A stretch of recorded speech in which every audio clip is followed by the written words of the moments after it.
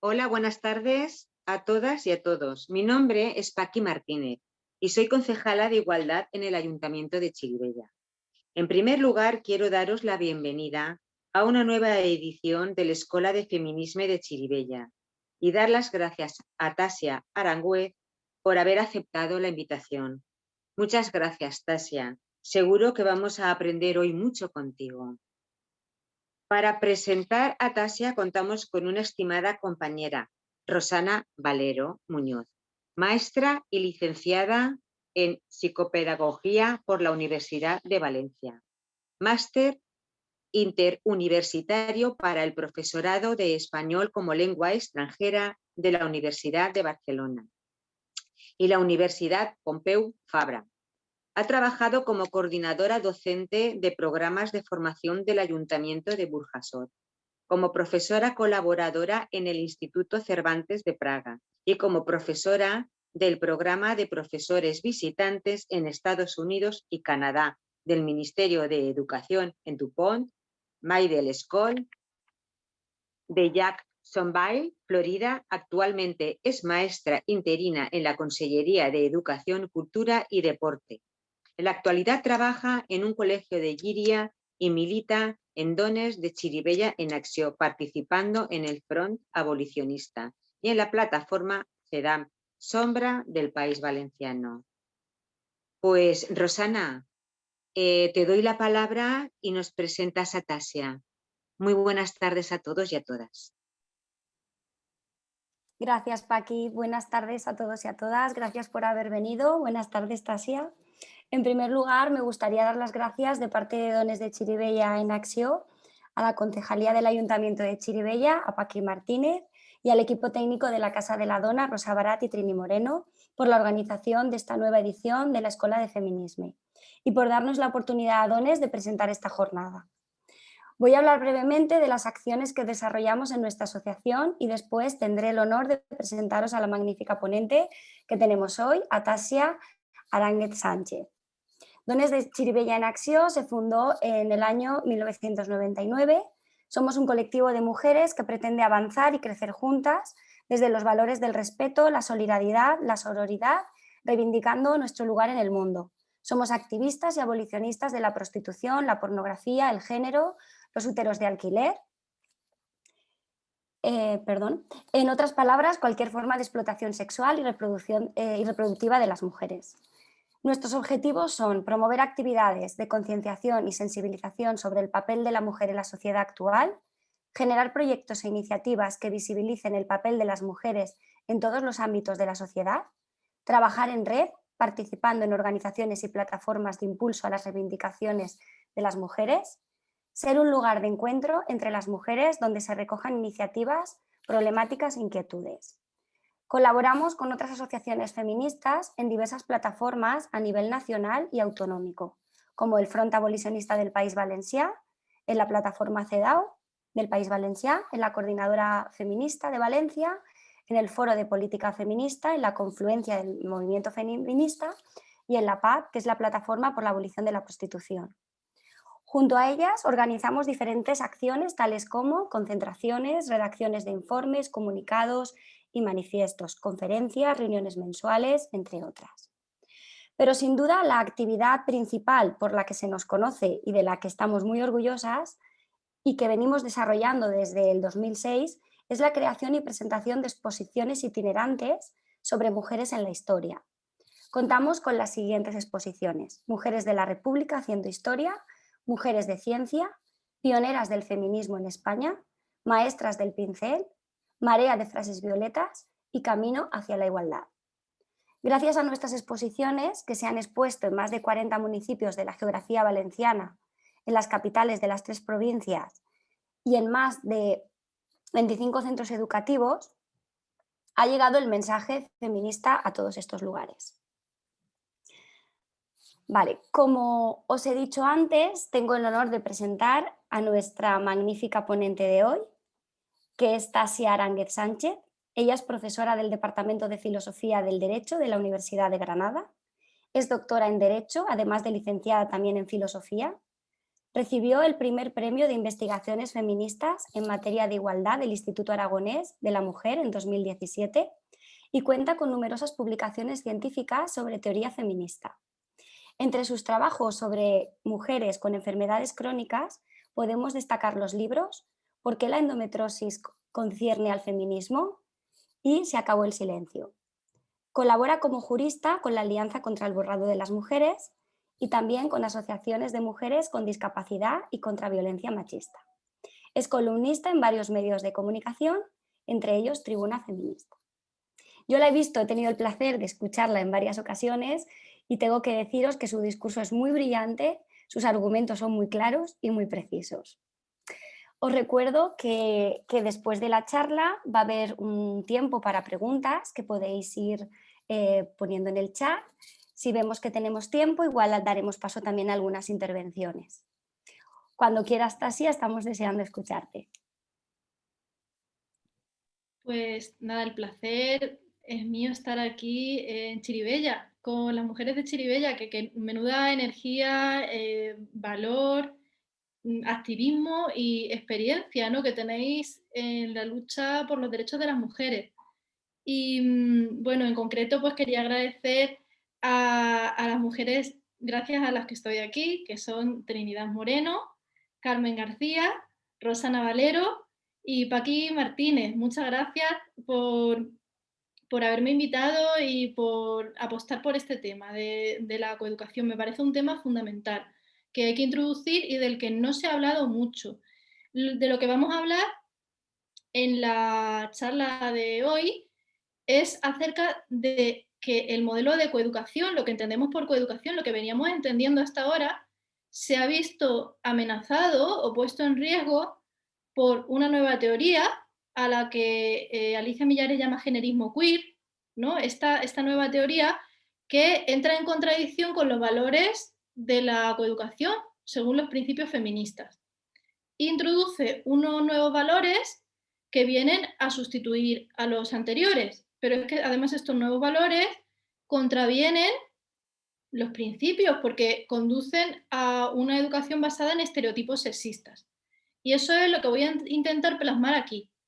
Como se ha comentado, soy jurista de formación, además de filosofía, y la cuestión es que, claro, me voy a centrar sobre todo en el marco jurídico. Entonces voy a introducir un poco para que sepamos cómo está la situación ahora mismo a nivel jurídico de la implantación del generismo queer en las aulas. El mapa lo voy a exponer antes de entrar en la cuestión, ¿no?, cómo está la situación. Ahora mismo, como sabemos, hay 4 proyectos de ley en el Congreso basados en la idea de la autodeterminación del sexo registral. Esos son los 4 que se están debatiendo, uno presentado por Ciudadanos, 2 por Podemos, y luego esa es la situación, o sea, tenemos todos esos proyectos de los que hemos hablado. Además de esos proyectos que ya conocemos, ¿no? Bueno, el otro es el que se presenta, el que se debatió el otro día, que ya lo visteis, supongo, en el Congreso de los Diputados, que fue el presentado por Más País y por una serie de partidos. Pero ese proyecto, en esencia, es idéntico al proyecto de Podemos, es decir, no varía mucho con respecto al proyecto del Ministerio de Igualdad. Todos estos proyectos abordan el tema de la educación e inciden sobre la educación. El que más, quizás, el proyecto de ley contra la discriminación LGTBI, presentado por Podemos, que vamos a ver ahora aquí. Eso es el futuro. Pero es que en el presente ya hay una legislación que introduce el generismo queer en las aulas. Fundamentalmente a nivel autonómico tenemos 2 leyes prácticamente por cada comunidad autónoma, una ley que se llama Ley de Identidad de Género, o ley trans, o como la quieran llamar en cada comunidad, y otra ley que es contra la discriminación LGTBI. Ahora vamos a ver cuál es el contenido de estas leyes, que coincide bastante con el contenido de sus homólogas estatales que se quieren aprobar. Eso lo vamos a ir viendo. Y luego hay una serie de protocolos en cada comunidad autónoma, protocolos educativos y protocolos sanitarios que se complementan entre sí y que también tienen incidencia directa sobre el modelo educativo que se aplica. También vamos a verlo si da tiempo. Y por supuesto luego hay leyes, la ley de educación actual y la ley nueva de educación que se quiere aprobar, que inciden también sobre la materia educativa, introduciendo cambios con respecto a lo que venía siendo la coeducación, y también la ley de infancia, la ley Rhodes, que introduce una serie de principios de abordaje de la infancia y que afectan también a la materia educativa. Entonces, en primer lugar, vamos a comenzar con una introducción sobre la coeducación, sobre los principios en los que se basa.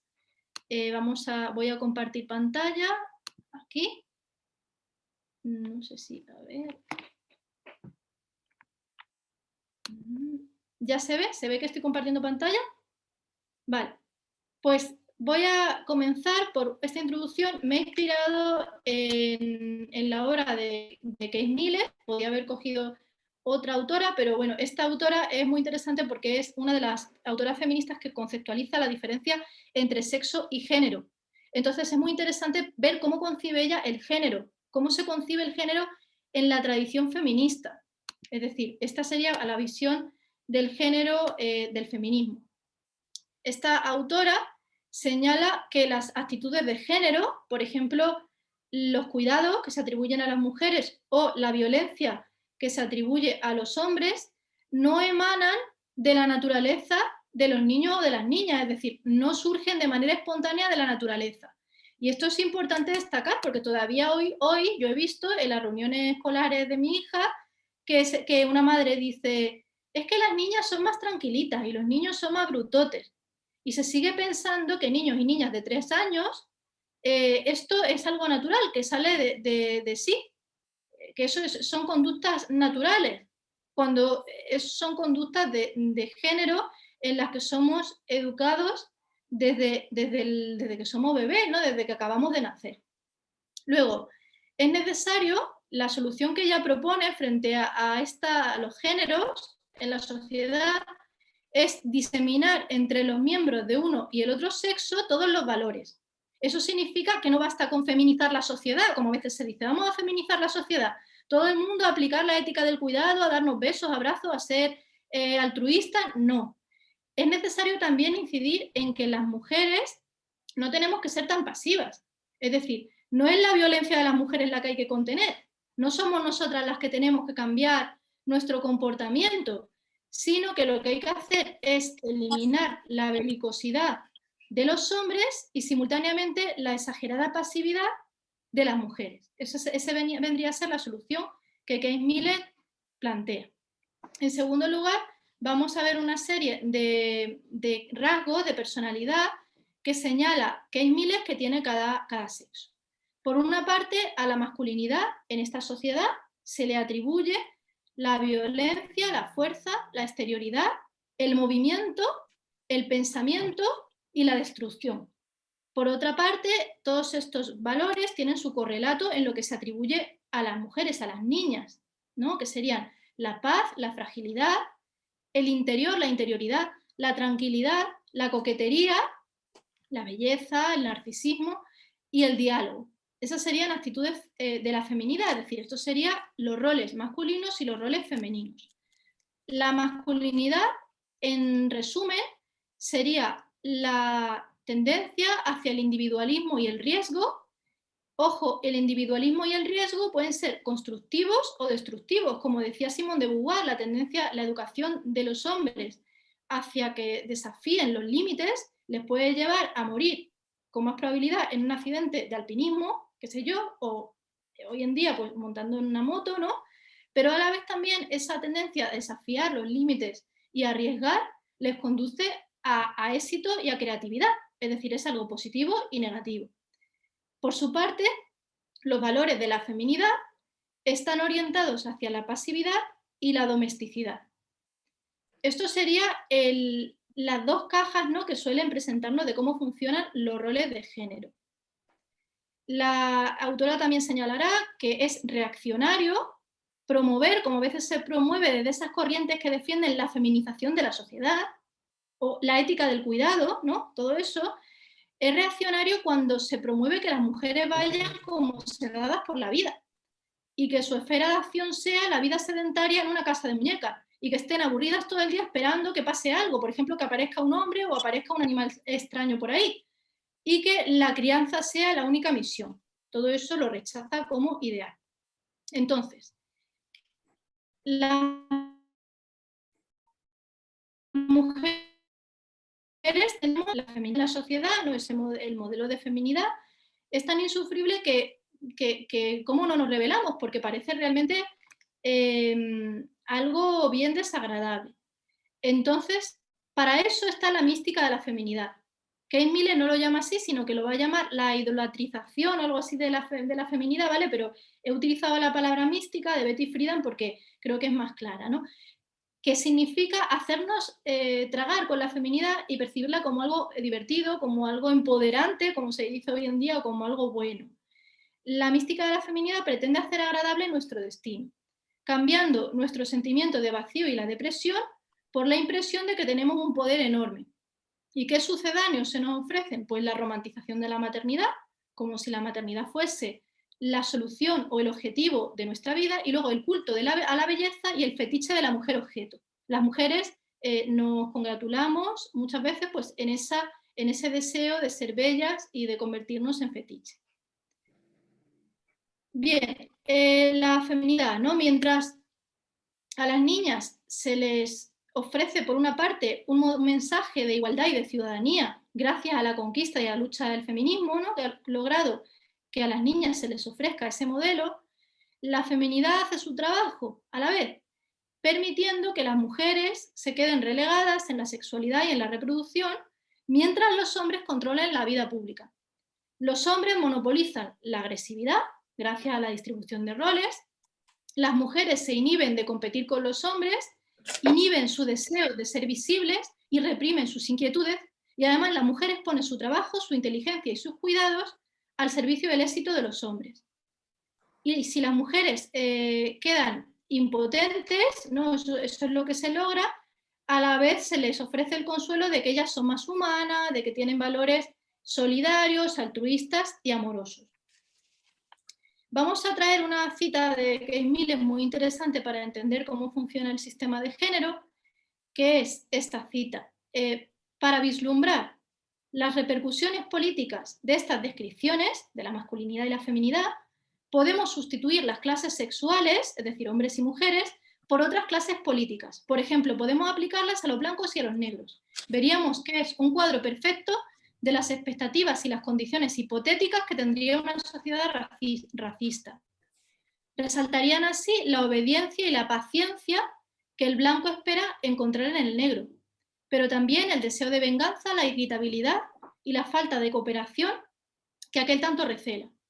Las supuestas características de personalidad de los sexos en realidad son una descripción magistral de los valores que la clase dirigente espera encontrar en la clase inferior y aquellos valores que se reserva y que se atribuye a sí misma. Y además, luego el funcionalismo, que es una explicación biologicista, digamos biológica, consigue que creamos que los prejuicios son postulado biológico, es decir, que los roles de género emanan de manera natural de los sexos. Esta sería la tesis, ¿no? Cómo desmonta con toda claridad el artificio del género, el género de la masculinidad, de la feminidad, que son productos creados para mantener un sistema de subordinación y de jerarquía social de los hombres sobre las mujeres. A los niños, señala también ella en su cita, cuya personalidad se reduce casi a la masculinidad, los niños se ven constantemente acosados por el peligro de perder la masculinidad. Los niños se ven relegados al modelo de la dominación agresiva, si no quieren ser acusados de homosexuales o de incapaces. Dice, además, una cosa muy interesante, como todo el mundo nacemos hombres o mujeres, nos imaginamos que si no reflejásemos con nuestra personalidad los roles que se consideran naturalmente expresados o consecuencia de nuestro sexo, destruirían nuestra identidad personal. Incluso dejaríamos de existir. Ojo, si no se nos considera, lo que viene a decir, si no se nos considera femeninas, vemos que peligra incluso lo más íntimo de nuestra personalidad y de nuestra identidad, cuando es justo al contrario, ¿no? Porque como hemos venido diciendo, realmente los roles de género son una imposición que pretende mantener una jerarquía social. En realidad, lo que podemos concluir, ¿no? Cuando hablamos de la transexualidad, que es uno de los temas que venimos trayendo, ¿no? es que, por supuesto, existen las personas transexuales, es decir, existen personas que creen ser del otro sexo, pero en ningún caso el género puede ser una identidad. El género, la masculinidad, la feminidad no son identidades y las personas no dejan de existir, por supuesto, porque cuestiones sus roles o estereotipos de género, su presunta masculinidad o esencia masculina o esencia femenina presuntamente innata. Por otra parte, las niñas sufren coacción social en la sociedad para adecuarse a la norma de género, pero además en las niñas con la peculiaridad de que siempre se considera que lo hacemos de manera imperfecta, es decir, que las niñas nunca somos suficientemente femeninas, las mujeres, nunca alcanzamos el ideal que se nos ofrece. A nosotras, por tanto, no se nos acusa de manera tan sistemática de ser homosexuales o de ser incapaces, sino que todas las niñas se sienten en la constante frustración de que nunca alcanzan el ideal de perfección que se espera de ellas. Es una cosa generalizada. Además, a las niñas se las alienta a la célebre tríada de la pasividad, el masoquismo y el narcisismo. El narcisismo nos referimos al culto a la belleza y a la ropa, a la moda, todas esas características que definen su personalidad global. Sin embargo, a la vez, las chicas reciben de boquilla el mensaje de la igualdad de oportunidades y de la educación, que a veces sienten como un peligro para su rol de feminidad. Y a las chicas le produce en general auténtico pavor abandonar la feminidad. Por tanto, como vemos, el patriarcado ofrece dos premisas. La primera es que el género, la feminidad y la masculinidad es una identidad que emana directamente de la biología sexual, es decir, que emana la feminidad y la masculinidad del sexo. Y la segunda premisa sería que, pese a que emana de nuestro sexo, todos y todas tenemos que demostrar que somos hombres o mujeres. ¿Y cómo lo demostramos? Acatando los roles masculinos o femeninos. Sin embargo, el generismo queer o la doctrina trans, digamos que reproduce las premisas del patriarcado y las reafirma de este modo. Premisa 1. Si yo fuera una niña, me gustaría llevar falda. Si no llevo falda, no está claro que yo sea una niña. No me gusta llevar falda, de modo que no soy una niña. Esa es la conclusión. Y el patriarcado ofrece una vía de excepción individual. Soy un niño en el cuerpo de una niña. ¿Qué precio tiene que pagar? Porque el patriarcado le ofrece esa vía de excepción. Es decir, el peaje que tiene que pagar es cumplir los estereotipos de niño, es decir, no se puede quedar en una especie de tierra de nadie o no acatar los estereotipos del sexo en el que dice encajar, y por otra parte tiene que medicarse de por vida para ganarse ser un niño, medicándose y exponiéndose a riesgo para su salud. Además, refuerza dos hechos, es decir, refuerza las dos premisas del patriarcado. Refuerza la primera premisa, que es la idea de que a todas las niñas les gusta por naturaleza llevar falda, porque precisamente considera que no es niña porque no le gusta hacerlo, y por otra parte refuerza la norma, las niñas deben demostrar que son niñas llevando falda. Como vemos, esto constituye una excepción individual que permite a la niña esta concreta desviarse de la norma, apartarse de la norma, aceptando la norma contraria, pero deja al resto de niñas en la impotencia, porque no permite a las niñas desafiar la norma de género. Cuando el feminismo lo que planteaba es que cualquier niño y cualquier niña vistan como quieran, se comporten como quieran, porque los roles en realidad son una imposición social que se impone a los sexos. Bien, entonces la solución a este dilema que plantea el patriarcado, según Kate Millett, es la rebelión. La rebelión que nos va a llevar al estigma, es decir, claro que nos van a criticar cuando vestimos de manera diferente a lo que se espera de nosotras, cuando hacemos, como han hecho tantas mujeres a lo largo de la historia, mujeres feministas que han desafiado la ropa que se esperaba que llevaran, que han salido con otra mujer porque la amaban, que han desafiado los roles de pasividad, de no poder estudiar. Hemos conseguido mucho avance gracias a todos esos desafíos que las han llevado al estigma y a ser apartadas y marginadas, pero más tarde a la curación, es decir, en el sentido de la liberación, de experimentar un sentimiento de liberación y de rebelión. Eso es la única opción que tenemos, esa lucha colectiva contra los roles de género, contra los estereotipos sexuales, es la única manera de luchar contra la reacción sexual. Eso es lo que va a sostener esta feminista radical. Bueno, expuesta a esto, vamos a ver ahora algo, lo que dé tiempo, sobre las leyes. En primer lugar, vamos a estudiar los conceptos que hay en el borrador de la Ley para la Igualdad de las Personas LGTBI. Aquí tengo que señalar que las leyes autonómicas en materia de igualdad de las personas LGTBI, que tienen este nombre más o menos coincidente, ya están aprobadas y tienen más o menos estos mismos contenidos. De modo que esto que voy a exponer para esta ley estatal, que todavía no se ha aprobado y no sabemos si se aprobará, realmente ya está legislado en las comunidades autónomas. Vamos a ver. El artículo 4 define la identidad de género o sexual, observemos cómo mezcla género con sexo, como una vivencia interna que cada persona siente, ¿vale? Y que puede o no corresponderse con el sexo asignado al nacer. Aquí vemos que el sexo se considera algo arbitrario asignado al nacer. Está cuestionando que existimos hombres y mujeres, niños y niñas, ¿no?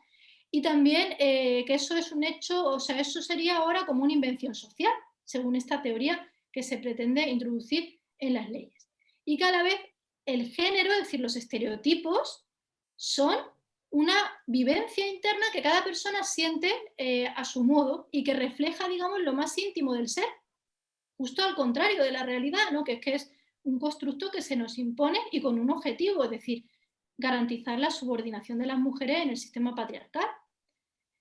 Además utiliza el concepto de expresión de género, que significa, viene a identificar la apariencia, la estética, por ejemplo, el hecho de llevar falda, pintalabios o tacones, con la libre expresión, es decir, como si emanase de la libre elección de la persona. Y no solo eso, no solo es su libre elección, sino que es la manifestación más íntima de su personalidad. Sería preferible, desde luego, utilizar otros conceptos. Si lo que queremos es proteger a las personas transexuales de la discriminación, habríamos de usar el concepto transexualidad. Y si lo que queremos es hablar sobre cómo se nos discrimina por vestir de manera distinta a lo que se espera de nuestro sexo, pues deberíamos hablar de quizá pues de conceptos como apariencia de género o estética de género, pero en ningún caso vincularlo a la libertad de expresión o a lo más íntimo de la personalidad.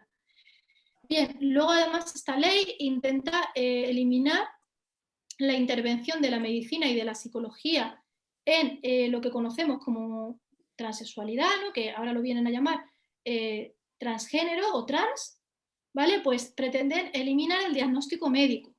Sin embargo, aquí, cuando lo aplicamos a los menores, habría que señalar que se percibe una tendencia a patologizar en esta corriente el cuerpo sano. Y precisamente lo que se quiere es debilitar la capacidad de médicos, médicas y de la psicología de cuestionar eso, es decir, de indagar en las causas por las que un menor no se siente conforme con su cuerpo y simplemente por el hecho de que le gusten juegos o comportamientos que no tienen sexo. Es decir, no hay por qué patologizar su cuerpo cuando el problema está en la sociedad y se llama patriarcado. Además, hay que evitar el acceso a medicamentos sin control, es decir, hay que evitar una terapia afirmativa que se base en que el menor llega y tú no cuestionas nada, no indagas, no intentas aliviar el malestar de ese menor, ni ayudarle a aceptar su cuerpo, ni a aceptar que puede ser libre, sino que le derivas automáticamente al acceso a medicamentos. Lo que se quiere es liberalizar la medicación como si fuera inofensiva. Y luego, además, las leyes estas pretenden dirigir el malestar de género hacia adentro, es decir, un malestar que lo podría dirigir contra la sociedad, como siempre ha hecho el feminismo, contra el patriarcado, contra las estructuras sociales para transformarlas. Pues a mí me gustan las mujeres, ¿por qué no puedo tener una novia? ¿Por qué no? Es decir, eso es lo que ha hecho el feminismo siempre. Lo diriges contra tu cuerpo. Yo tengo un problema, el problema está dentro de mí.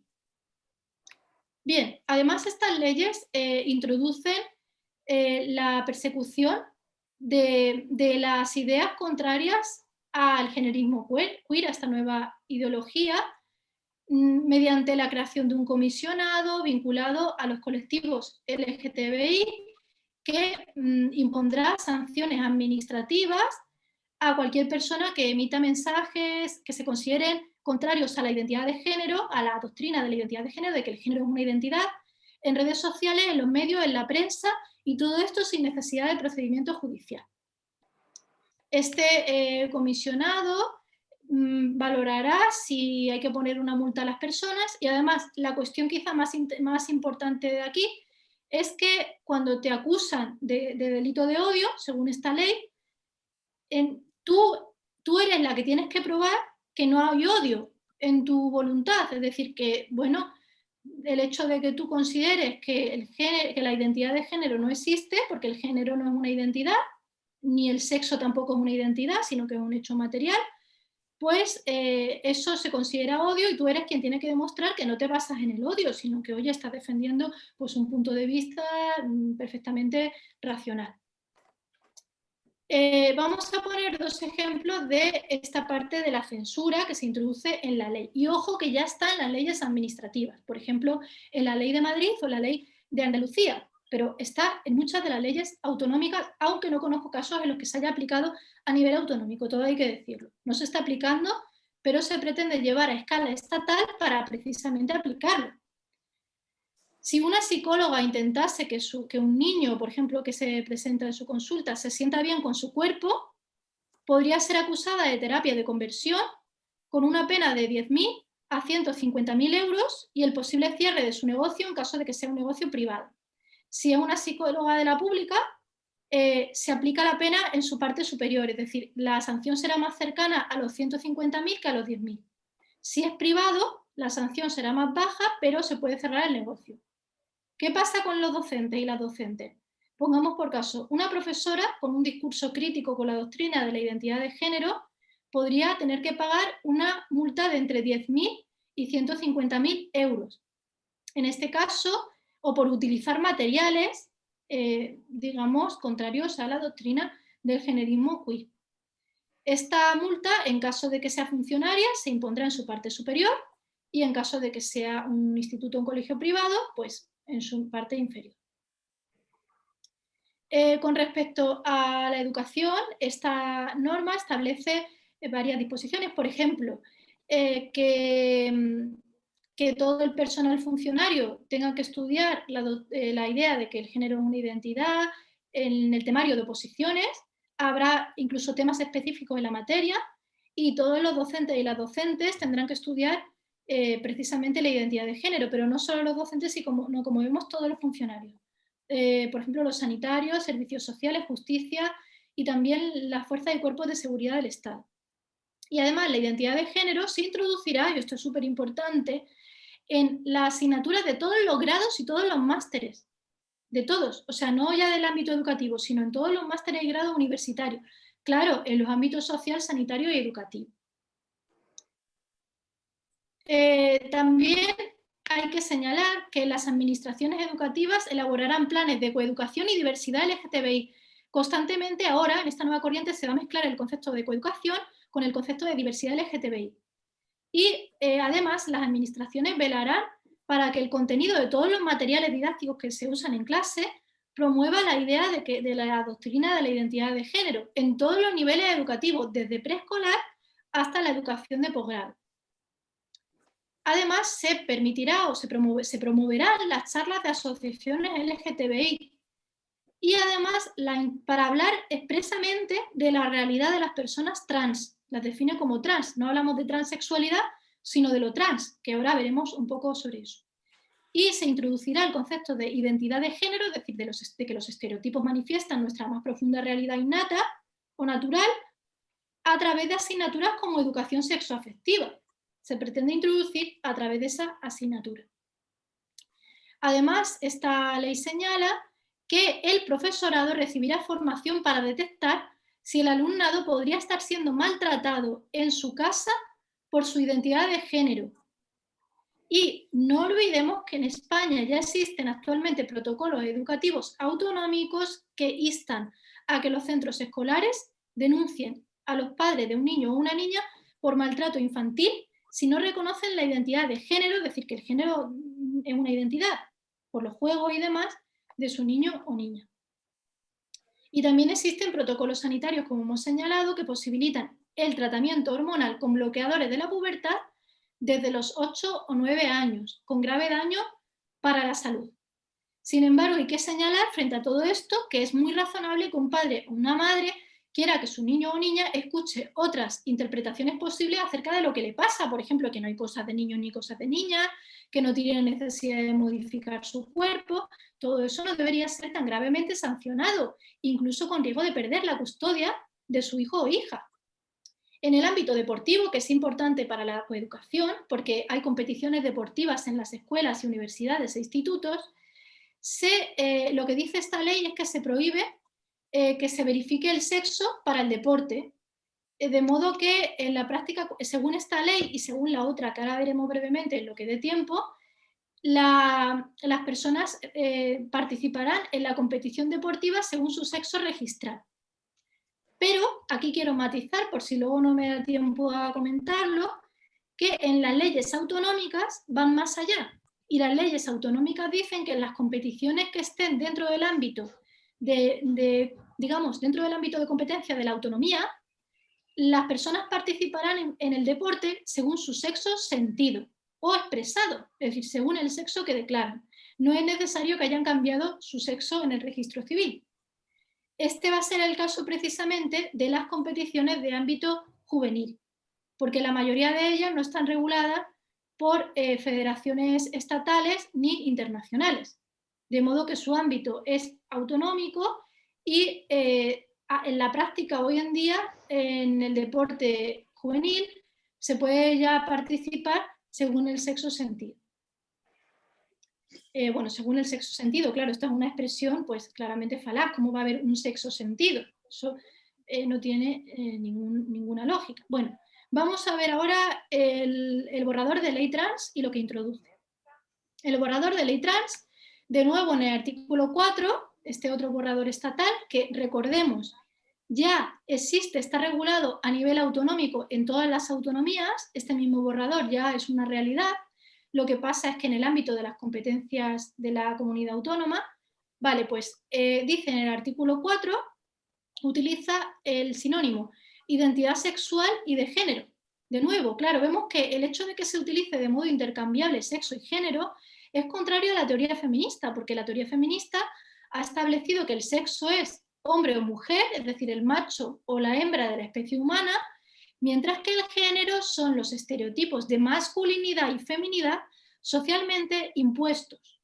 No de manera equivalente, es decir, no es lo mismo que caigas en la vida en la cajita de la masculinidad o que te asignen la de la feminidad, porque la finalidad es mantener la subordinación de las mujeres con respecto a los hombres, como vimos antes cuando estudiamos en Kate Miller, que las virtudes de la masculinidad eran las del dominio, las de la clase dominante, y las de las mujeres, las de la servidumbre.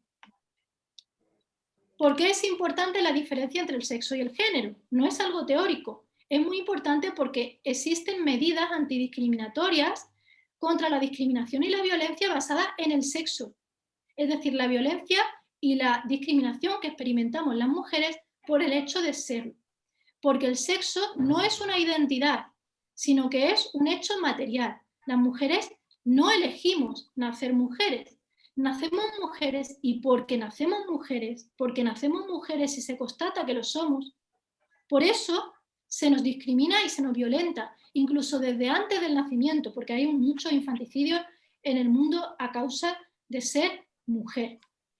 Y además, el sexo, como hecho material, es precisamente la causa histórica y sociológica del sistema patriarcal, pues a las mujeres se nos expropia nuestra capacidad reproductiva.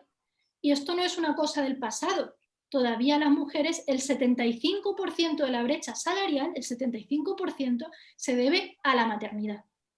Y las mujeres vivimos la doble jornada y esa brecha que experimentamos salarial durante nuestra vida se extiende también a las pensiones. Es decir, hablamos de algo que nos acompaña toda nuestra vida, de lo que nunca nos recuperamos y que impide que lleguemos al poder en todos los ámbitos de la sociedad y que nos quedemos atrapadas, por ejemplo, en relaciones de violencia machista a causa precisamente de nuestra impotencia material, real, económica y social derivada de la expropiación de nuestra capacidad reproductiva y de nuestro rol que se nos asigna de cuidadora.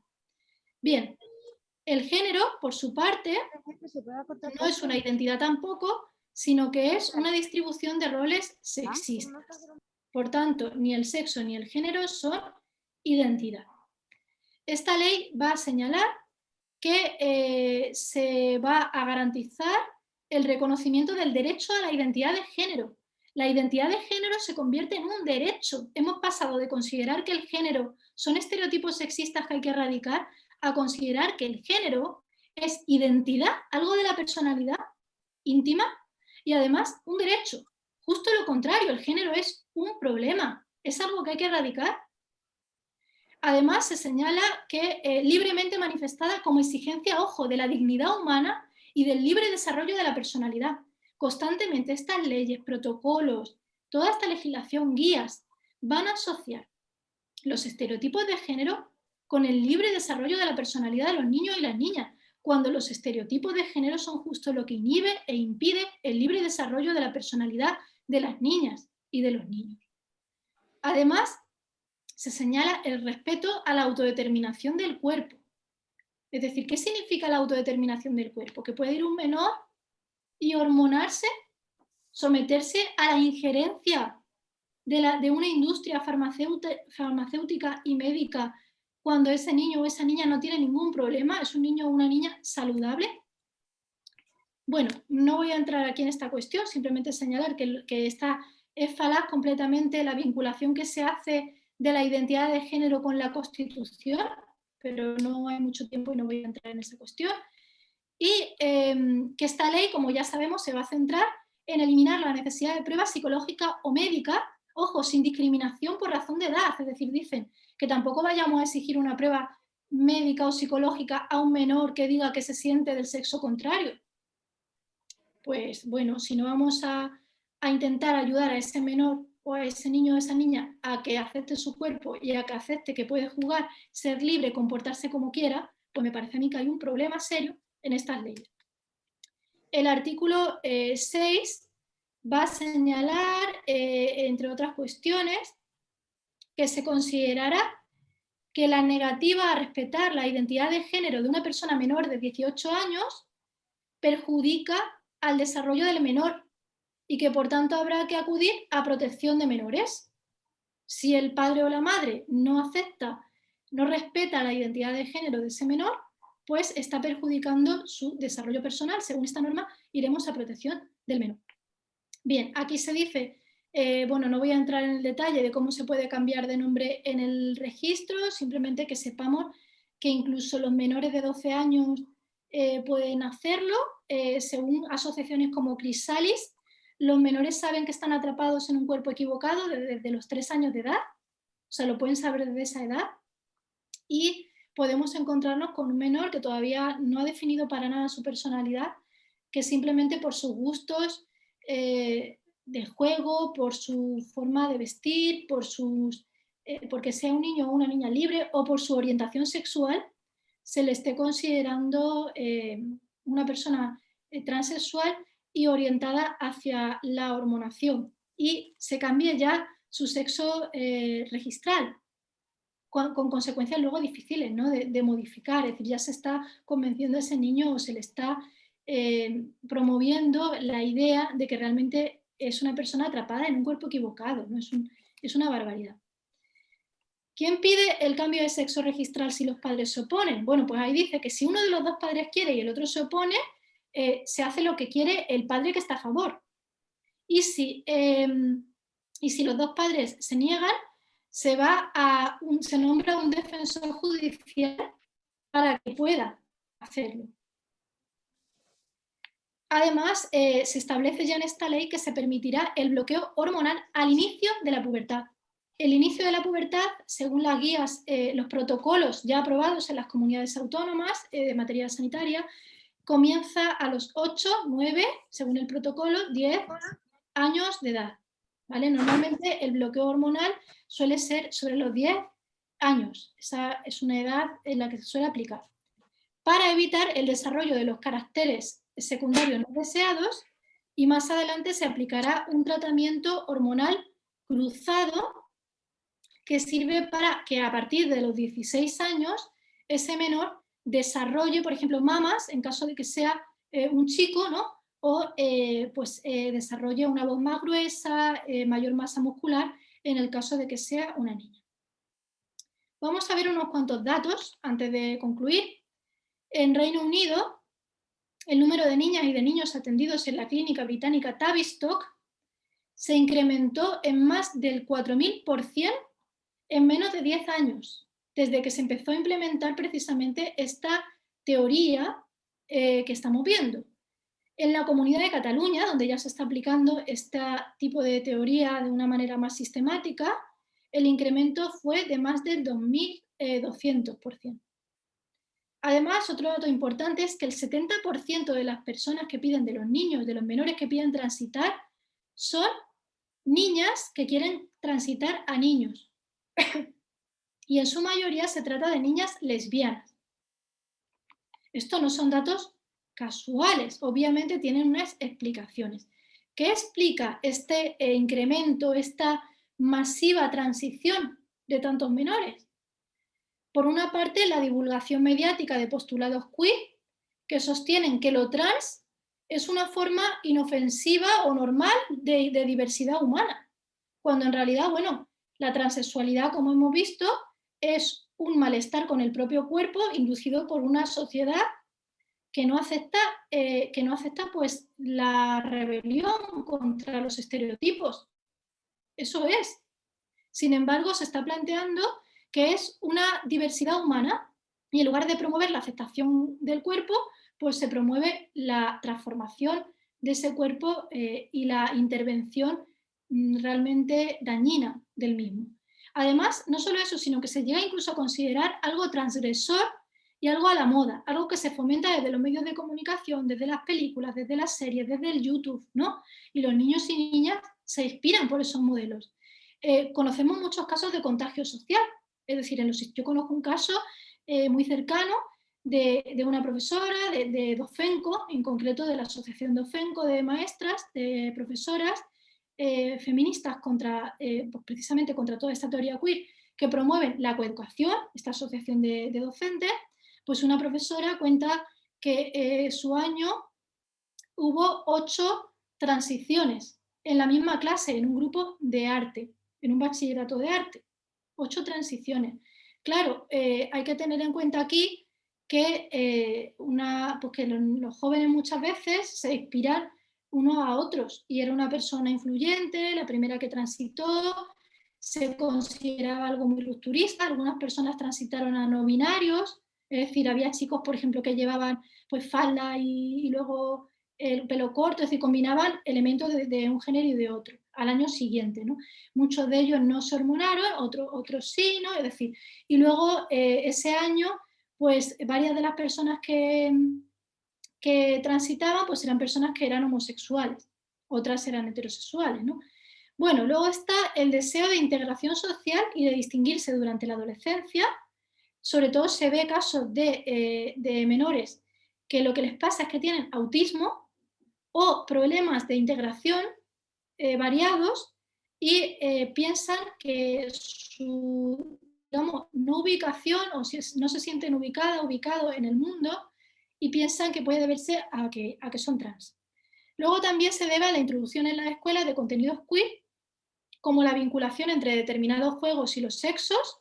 Esto es totalmente sexista, es decir, que se esté promoviendo ahora la idea en las escuelas de que hay juegos de niños y juegos de niñas, y si tú te gusta un juego que es del sexo contrario, es que a lo mejor eres trans, ¿vale? Es que detectar esto, o sea, esta idea sexista está en los protocolos trans de las comunidades autónomas. Que los profesores, que los maestros y las maestras detecten a niños que se comportan de una manera rarilla, ¿vale? O sea, eso viene a ser una persecución primero del feminismo, de la disidencia contra el sistema patriarcal y, por supuesto, una forma de normalización tremenda, de normalización patriarcal y además una persecución de los niños y niñas homosexuales. Así se extiende también como la idea desde textos de educación infantil, libros dirigidos a niños y niñas, de que se pueden hacer en un cuerpo equivocado. Esta idea Entonces, claro, si luego les gusta o sus comportamientos no encajan con los roles, piensan que tienen un problema en su cuerpo, estos menores. También se debe a la homofobia y la lesbofobia interiorizada. Se ven casos de niños y niñas que piensan que son trans y que en realidad lo que ocurre es que están en contextos conservadores, en los que no quieren aceptar bajo ningún concepto de esos propios menores que son homosexuales. Entonces piensan que hay un error de la naturaleza en ellos. Y como está normalizado el discurso del cuerpo equivocado, pues lo asumen. Mejor cualquier cosa antes que aceptar su homosexualidad. Y luego también la invisibilidad de las lesbianas. Las lesbianas están totalmente desaparecidas en los medios de comunicación y en la sociedad. No hay referentes de mujeres lesbianas. Mujeres lesbianas hay más que hombres gays, incluso según las estadísticas, pero pareciera que no. Es decir, no se las ve, ni en el orgullo, ni en las asociaciones LGTB, muchísimo menos. El feminismo, las lesbianas, los intereses de las mujeres están completamente ausentes en la sociedad. Y, por supuesto, el deseo de esquivar los roles sexistas también puede inspirar el deseo de transitar. Quieres ser como un chico, porque si eres un chico puedes ser escritora, como decía J.K. Rowling en su carta, que eso es lo que una de las cuestiones que le había inspirado a oponerse a estas leyes, porque ella cuando era niña, sus padres querían tener un niño, ella soñaba con ser escritora, no quería ser una niña, ella hubiera deseado ser un chico, pero hubiera deseado ser un chico para ser libre. Y eso por supuesto nos pasa a muchas, es decir, yo misma, pues claro, digo muchas veces, si fuera un hombre, qué ventajas tendría, ¿no?, en la sociedad, qué libertad, libertad de movimiento, libertad de ir a donde quieras sin tener miedo, ¿no? Tantas cuestiones. Y luego, el deseo de escapar de la violencia sexual, en los casos, por ejemplo, de abuso sexual o de violencia, sobre todo pensemos en la etapa en la que las niñas, este porcentaje de niñas piden transitar. Son niñas en la preadolescencia, en la pubertad, justo cuando empiezan a desarrollar y comienza el acoso callejero y la forma de violencia sexual, cuando digamos, se multiplican en su vida. El sentimiento de culpabilidad por tener un cuerpo que atrae miradas de los hombres, ¿no? Y pueden llegar a pensar que eso es un problema de ellas, porque por desgracia la sociedad sigue haciendo a las mujeres sentir culpables de la violencia sexual que sufrimos. Los datos, por ejemplo, de esta asociación, GIDSEN, una organización científica, esta asociación ha manifestado su preocupación ante el incremento de niños que solicitan este tipo de tratamientos experimentales, los bloqueadores de la pubertad, y concluye que del 80 al 95% de los niños de 8 a 12 años, ¿no?, que dicen sentirse del sexo contrario, no seguirá experimentando tras la pubertad la disforia de género. Es decir, si se le deja y no se interviene sobre ese menor, superará la disforia y normalmente descubrirá que era un niño homosexual o simplemente una persona que desafiaba el patriarcado. Por tanto, si no se alimenta la idea de que son transexuales y no se les medica, desaparecerá su disconformidad con el cuerpo. Hay que señalar también que no existen ensayos clínicos que avalen la prescripción de bloqueadores hormonales para tratar a niños sanos. Estamos ante un experimento médico contrario a la ética. Debido a estos efectos adversos, varios países están prohibiendo el uso de estos fármacos en menores de 16 años. Concretamente, se ha prohibido en Suecia, se está pidiendo que se prohíba en Australia y ya sabemos lo que ha pasado en Reino Unido con el caso de Keira Bells ante los tribunales y cómo se está dando un paso atrás en la aplicación sistemática que estaba teniendo lugar en Reino Unido de bloqueadores hormonales a los niños. ¿Qué efectos secundarios tienen los bloqueadores hormonales? Voy a señalar solo algunos.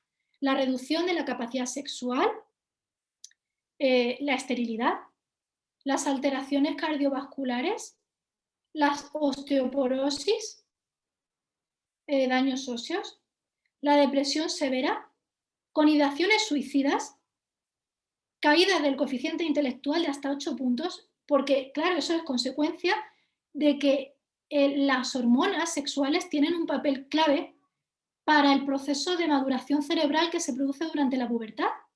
Durante todo el proceso de pubertad se produce el cerebro tiene múltiples conexiones neuronales a los 13 años y se produce una poda durante ese periodo que nos permite pensar tal vez de una manera menos libre de la que piensa un niño o una niña, pero sí de una manera más organizada y sistemática. Eliminamos información innecesaria y nuestro cerebro prioriza aquellas conexiones que van a ser necesarias para la organización sistemática de nuestra vida adulta.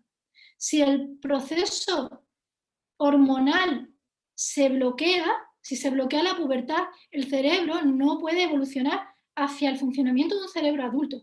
Y eso es muy importante para cuestiones, por ejemplo, como el control de riesgo o de los efectos de las propias conductas, ¿no? que tenemos, que realmente hasta los 20 y tantos años nuestro cerebro no está completamente desarrollado, hasta los 25 o 26 años. O sea, eso explica muchas conductas en la juventud de riesgo, ¿no? Entonces, esto pues hay que tenerlo en cuenta porque estamos dando a los menores un tratamiento que impide que su cerebro madure y que reduce su coeficiente intelectual. Además, se considera que tener, ojo, enfermedades psiquiátricas, por ejemplo, pongamos que hablamos de un menor que tiene esquizofrenia diagnosticada o que tiene autismo diagnosticado o que tiene alguna otra enfermedad que pudiera explicar por qué quiere cambiar de sexo o un trastorno de shock postraumático debido a una agresión sexual que ha sufrido una menor, ¿vale? Pues en estos casos, sin embargo, dice la ley que tener enfermedades psiquiátricas previamente diagnosticadas no resta validez a la identidad expresada, es decir, que puedes cambiar de sexo aún así, sin que te puedan poner ningún tipo de objeción. Debemos hablar y señalar la paradoja que hay en la terapia de conversión, porque hablamos de leyes que prohíben la terapia de conversión, es decir, el hecho, ellos lo definen así, vamos a ver, se prohíbe el uso de terapias de conversión que estén basados en la suposición de que cualquier identidad de género es consecuencia de la enfermedad o trastorno y que pretendan modificar esa identidad de género. Vemos que un artículo que se llama de prohibición de la terapia aversiva o terapia de conversión, en realidad lo que hace es imponer por ley una terapia de conversión. Por eso digo que es una paradoja, porque este artículo impone una terapia de conversión a los niños y niñas homosexuales, a las lesbianas y a los gays, que en realidad puedan experimentar esto por rechazo, por homofobia interiorizada, por problemas que han vivido en la sociedad, o personas también que puedan experimentarlo, como vemos aquí, por consecuencia de una enfermedad o de un trastorno. Entonces es muy paradójico que un artículo que pretende prohibir la terapia de conversión en realidad su resultado y su fin último sea precisamente promover, como se está haciendo, una terapia de conversión sistemática hasta el punto de que se ha producido una reducción muy importante del número de niñas y de mujeres lesbianas, porque ahora lo que está de moda es ser trans. Las lesbianas y su cultura está desapareciendo y siendo sustituida por la cultura trans. Entonces es una pena, ¿no?, lo que se está haciendo a estas niñas lesbianas. En educación se elaborarán protocolos para apoyar al alumnado trans. En el deporte, como hemos dicho, se participará según el sexo registral, aunque como he señalado antes, en realidad según el sexo sentido. Y por supuesto, las instalaciones deportivas se podrán utilizar, es decir, hablamos de vestuarios y baños, según la identidad de género. Aquí hay que señalar, lo he traído también para exponerlo, pero bueno, es imposible que me dé tiempo, pero que sepáis que había traído unas estadísticas de Reino Unido de por qué han retrocedido ahora en la aplicación de baños unisex. Habían empezado a poner en todas las universidades, sobre todo, pero también piscinas públicas y todo tipo de establecimientos, baños unisex basándose en esta teoría, baños multigénero, como lo llaman en algunas universidades como las de Cataluña, y esto se vio que incrementaba el número de agresiones sexuales contra las mujeres. O sea, entonces por eso han retrocedido y han dicho que tiene que haber espacios separados en saunas, en vestuarios, en instalaciones donde puedan haber riesgos, especialmente si hablamos en el caso de menores, ¿no?, de institutos o de este tipo de cuestiones. Había traído el protocolo trans de educativo de Madrid, pero creo que me estoy pasando mucho del tiempo. Bueno, que sepamos que el protocolo de la Comunidad de Madrid, he traído este simplemente porque todos los protocolos se parecen bastante, entonces traje uno simplemente para que viéramos algún ejemplo.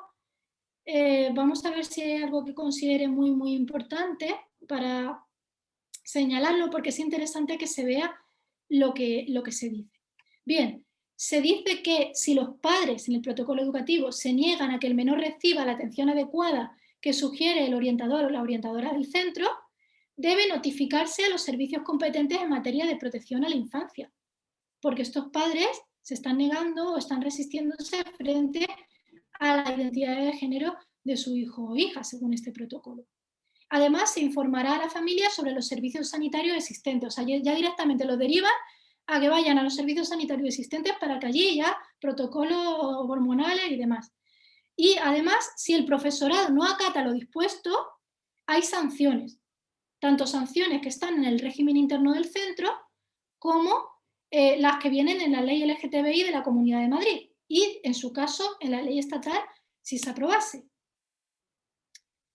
Y luego vienen numerosas definiciones en este protocolo espantosas, como por ejemplo la definición de persona trans, prescinden totalmente de la definición de transexual, esa ya les parece desfasada, y hablan de personas que se identifican con un género, identificarse con un género, identificarse con unos estereotipos, y engloba a transexuales, transgénero, travestis, variantes de género o cualquier otro, o sea, abierto, cualquier chico, por ejemplo, que vaya con su barbita y su falda o que combine, pues eso se considera también persona trans, o sea, es una definición completamente ambigua y general. Además, ojo, a cualquiera que se identifique con un género distinto al que le asignaron al nacer, es decir, según esa definición es cualquier feminista también, por otra parte, es decir, hablamos pues de definiciones ambiguas. Bueno, trata a las mujeres como si fueran un colectivo, colectivos como mujeres. Por supuesto, una mujer trans sería doblemente oprimida según esta norma, según este protocolo. Habla de violencia intragénero, comparando la violencia de género con la violencia entre personas del mismo sexo, cosa que es completamente homófoba. Y además el propio concepto intragénero es homófobo porque las personas homosexuales no se sienten atraídas por personas femeninas o masculinas, sino por personas de su mismo sexo. Y habla de, bueno, en fin, la terapia de aversión de nuevo, el sexo autopercibido, habla aquí ya en el protocolo de que no hay que exigir ningún tipo de acreditación psicológica ni médica ni nada, y la coeducación la define la coeducación como la eliminación de cualquier tipo de discriminación por razón de orientación sexual, identidad de género o expresión de género. O sea que confunden completamente el significado. Bueno, vamos a dejarlo aquí. Había traído la ley de la Comunidad de Madrid, había traído la guía de atención, esto era interesantísimo, la guía sanitaria, si os interesa os comento algo luego, de la Comunidad de Madrid, para que viéramos las locuras que vienen en la guía sanitaria, en el protocolo sanitario de la Comunidad de Madrid.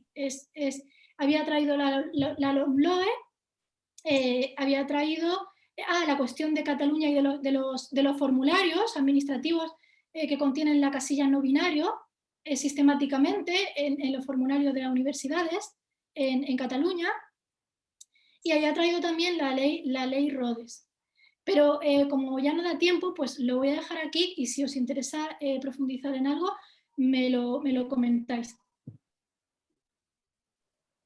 Muchísimas gracias, Tasia. Yo conocía parte de las cosas que has dicho, pero otras estoy horrorizada. De verdad, espero que estas leyes no vayan, más que nada también por todas las que queremos opositar. Yo si me tuviera que estudiar esto, no podría, sinceramente.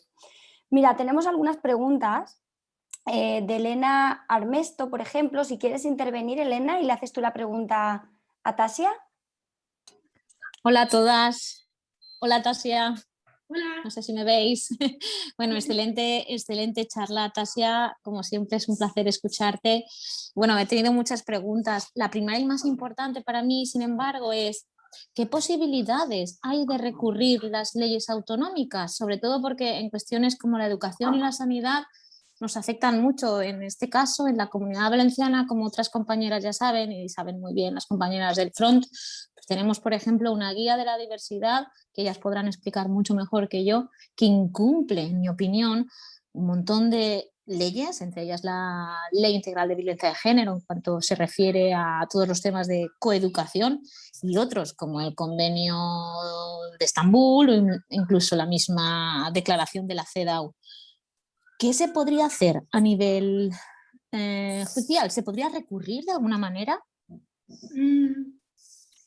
Hay un problema importante con las leyes autonómicas. Son leyes claramente anticonstitucionales, leyes contrarias a la CEDAW, a los derechos de las mujeres, leyes contrarias a la ley de igualdad, y la normativa de desarrollo de ellas también es claramente inconstitucional y contraria a la ley de igualdad hacia otras leyes.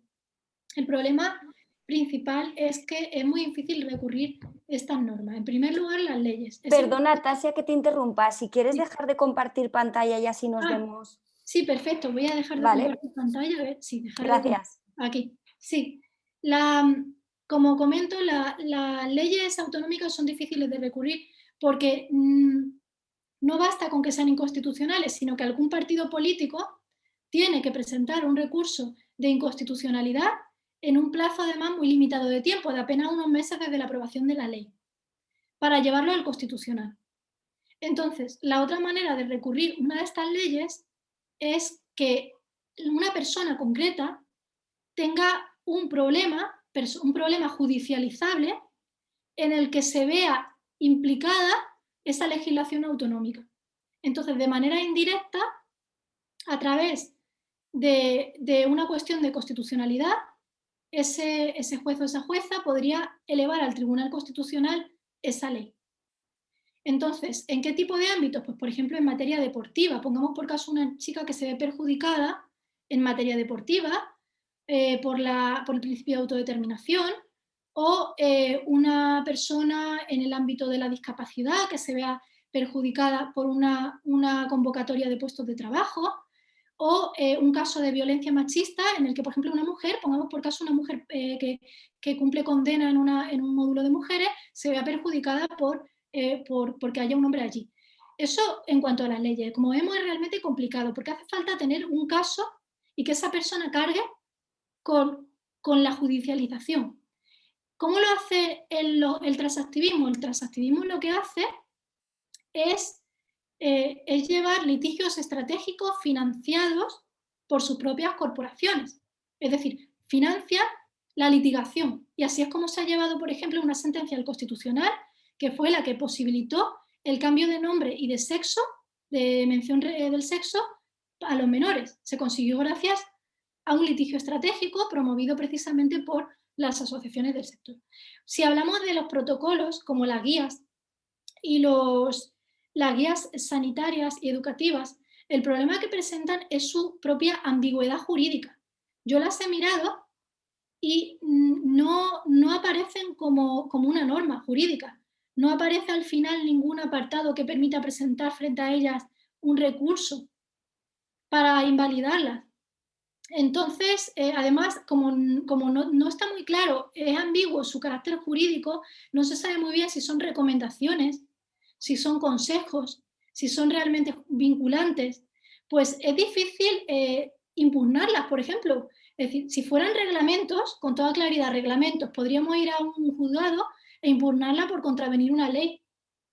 Pero esto no está tan claro. O sea, me gustaría si hay alguna jurista aquí o en otro lugar, especialista en derecho administrativo, que pueda ayudarnos a resolver esto, sería muy bueno, porque son problemas jurídicamente complejos y realmente habría que buscar la manera de conseguir tumbar estos protocolos. Me temo que tal y como está la cosa por el momento, la mejor manera de actuar frente a ellos es en la vía política. Es decir, la vía política, porque si son documentos políticos, pues otro documento político los puede modificar.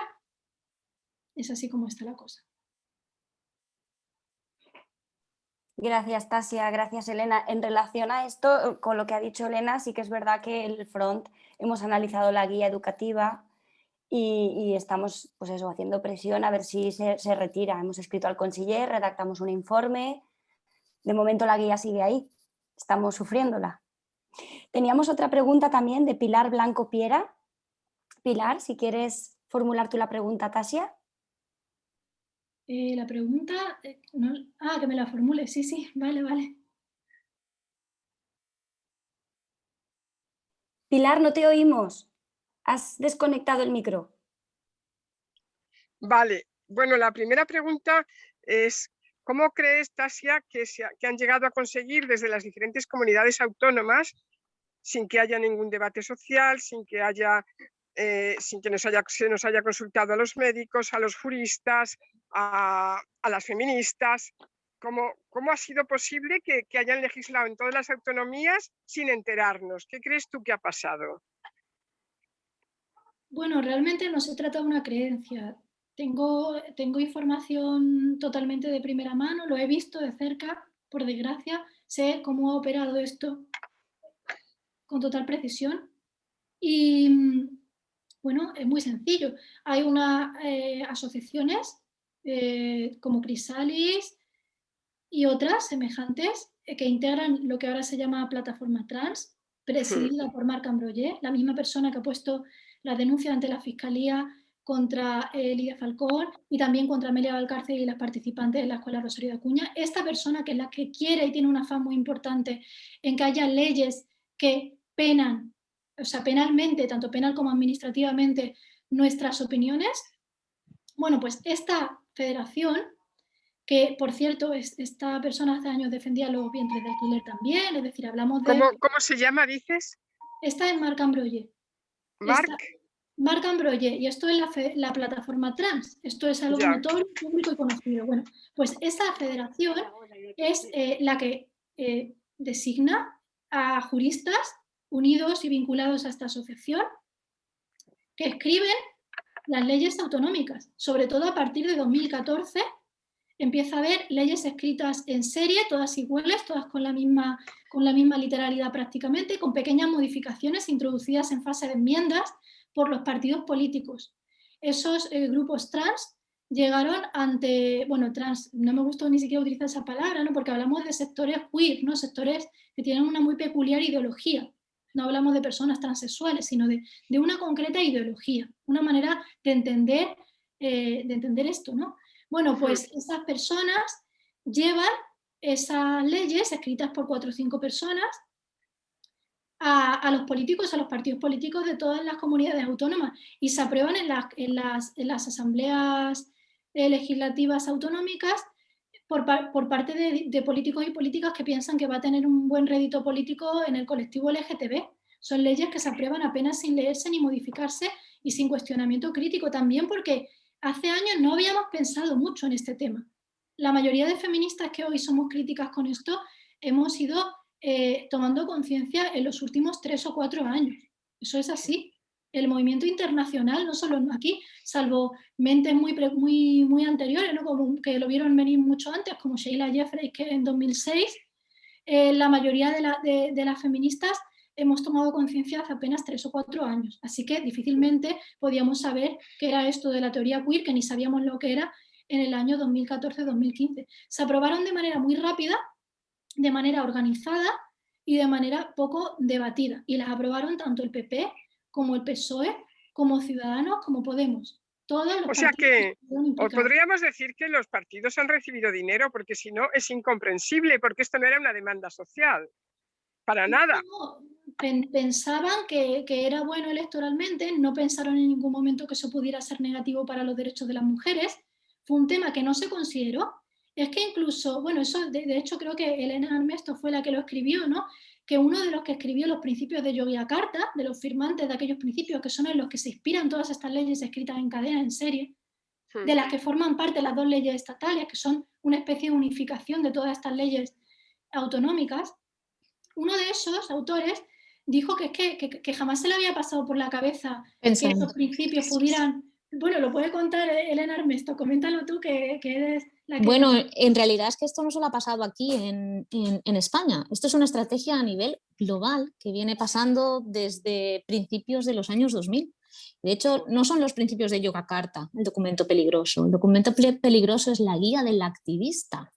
La guía del activista es la estrategia para financiar a todas estas asociaciones que está comentando Tasia, no solo aquí en España, sino otras, por ejemplo en UK, Mermaids o Stonewall, para promover estas leyes que es que las coges aquí en Escocia, en Gales, en Inglaterra, son calcadísimas todas. Todas son lo mismo, repiten las mismas definiciones que salen en los principios de Yogyakarta y la verdad es que, como dice Tasia, son organizaciones con mucho dinero que empiezan, como dice, a judicializar casos específicos, llevándolos a instancias muy estratégicas también, pues por ejemplo el Tribunal Europeo de Derechos Humanos, las empiezan a introducir en diferentes resoluciones de Naciones Unidas para generar ese marco pseudo jurídico que finalmente empuje a cambios legislativos profundos. Tal es el caso de las leyes autonómicas y finalmente, como se pretende por algunos sectores,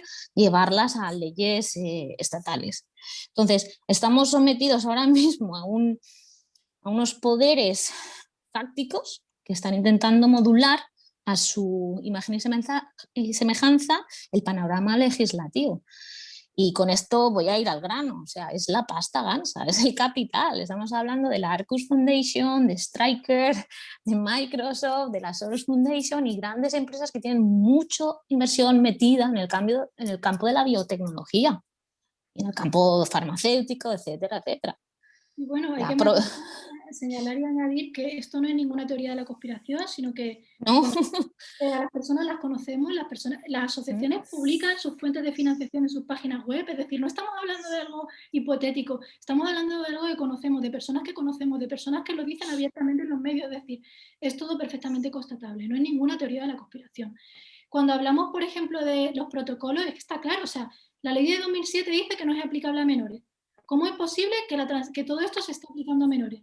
¿Cómo lo han conseguido? Bueno, pues lo han conseguido mediante protocolos autonómicos, protocolos que han pasado completamente desapercibidos, por eso precisamente, por no tener un carácter legal muy definido, por moverse ahí en una especie de limbo, también mediante litigios estratégicos y mediante la Dirección General de los Registros y del Notariado, igual que han hecho también con el tema de los vientres de alquiler. Pues en este tema también se ha conseguido que mediante un expediente gubernativo se pueda modificar el nombre y la mención del sexo registral.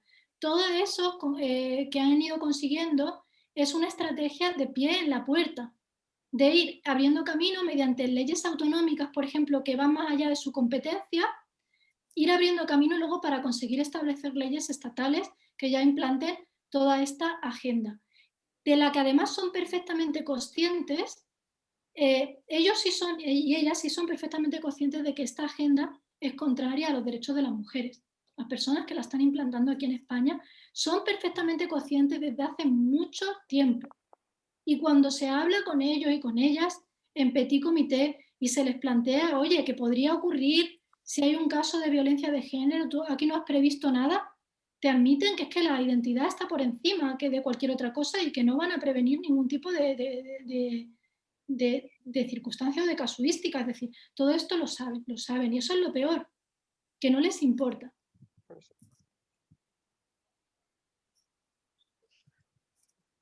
Terrible, la verdad. A ver, tenemos otra pregunta de Toñi de Calp. Toñi, ¿quieres preguntarle a Tasia?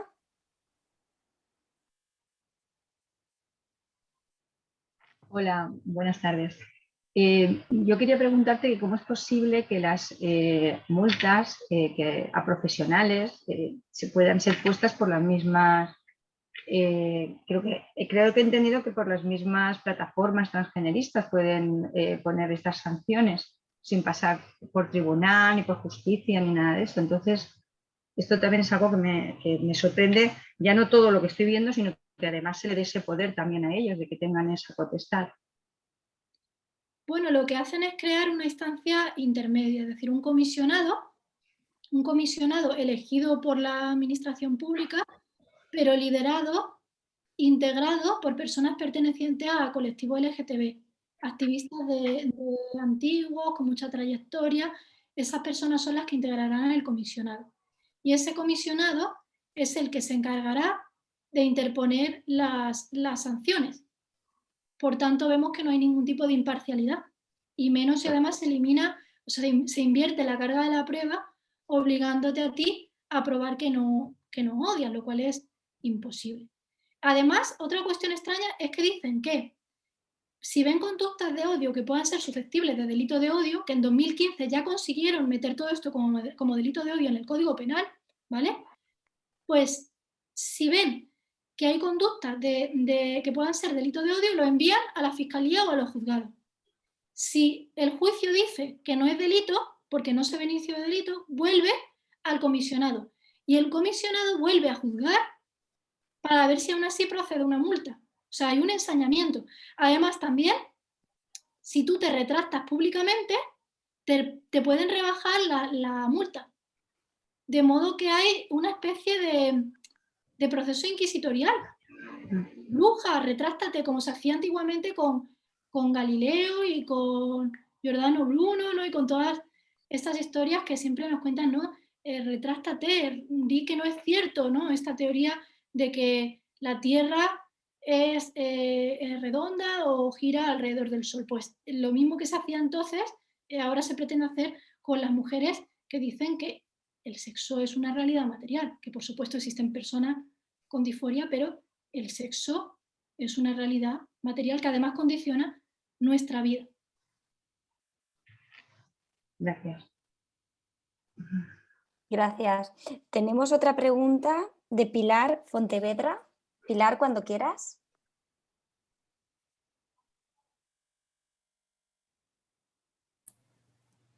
Sí, hola, buenas tardes.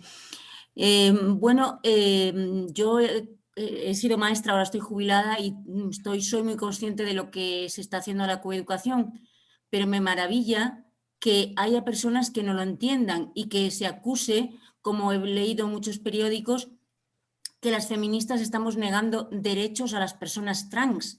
Y yo no puedo entender cómo el derecho a la identidad de género puede ser llamado derecho.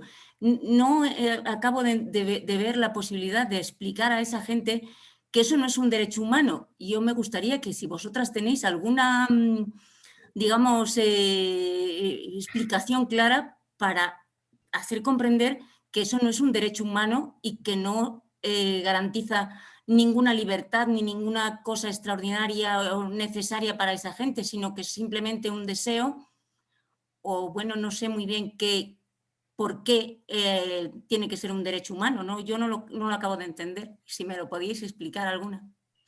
Y bueno, en primer lugar hay que señalar que los derechos humanos son los que vienen en los documentos internacionales como la Declaración Universal de los Derechos Humanos, los 2 pactos de 1966, la CEDAW y las numerosas convenciones que tiene las Naciones Unidas y también la Unión Europea y otras instancias internacionales que establecen y recogen cuáles son los derechos humanos.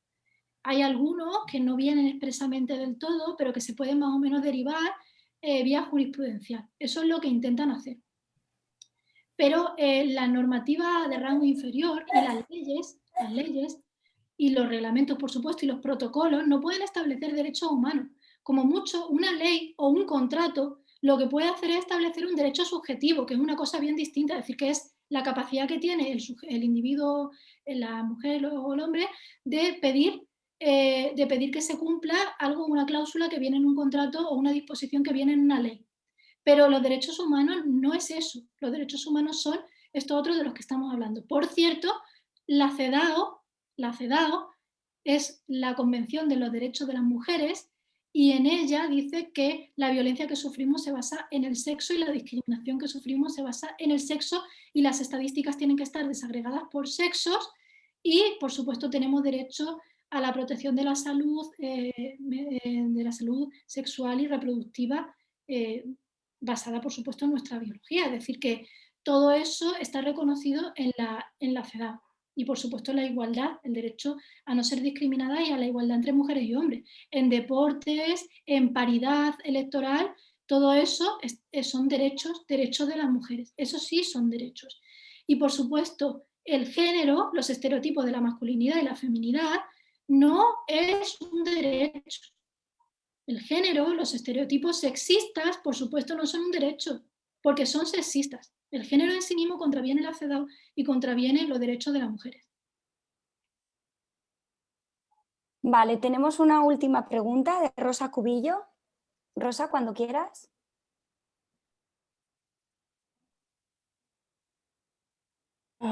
Hola. Abro la cámara también.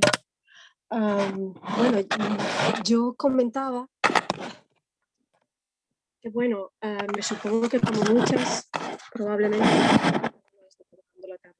como seguramente muchas de vosotras en vuestros lugares de trabajo, ¿no? Yo soy docente universitaria y, bueno, desde hace ya bastantes años, pues aplico la perspectiva feminista en mi labor docente y, entre otras acciones, pues programo actividades transversales con ciclos de conferencias, por ejemplo, en donde hablamos sobre la violencia de género en el campo del arte, desde el arte, en fin, sobre las leyes sobre igualdad, cultura y arte, etcétera, etcétera, ¿no? Y entonces, claro, me pregunto si estas leyes se ponen en marcha, a partir de entonces o nos quedamos calladas o nos meten en la cárcel, nos castigan como mínimo. Es que me quedo, pero vamos, alucinando, ¿no? Con mucho inquietud con respecto al futuro, ¿no? Sí, yo tengo la sensación de que el sistema de sanciones no va a salir adelante. Ya está en las comunidades autónomas y no se está aplicando en la ley, y no se está aplicando porque no hay el equivalente al comisionado ese que se quiere desarrollar. Si no hay comisionado, no hay quien lo aplique. No creo yo que, por ejemplo, aquí en la Comunidad Autónoma de Andalucía, el gobierno del PP vaya a aplicar este tipo de sanciones contra... me explico, es decir, si no existe un comisionado vinculado, no se va a aplicar. Pero a nivel estatal no va a salir. Eso ya lo adelanto por la información que yo tengo. Creo que no, claro, no puedo poner la mano en el fuego porque las cosas cambian mucho, ¿no? Pero que la intención de este movimiento es dejar caer la parte legislativa correspondiente al sistema de sanciones como una especie de concesión, porque el objetivo fundamental que tienen es la libre determinación. Es decir, el cambio de sexo libre sin diagnóstico de ningún tipo, incluyendo, por supuesto, a los menores de edad. Y la hormonación, eso tampoco van a renunciar. A ver, tenemos aquí una petición de mano. Norma, cuando quieras.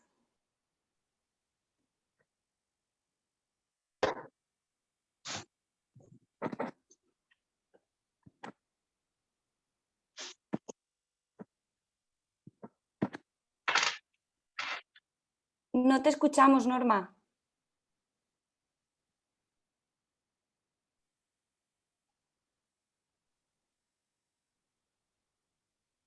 No te escuchamos.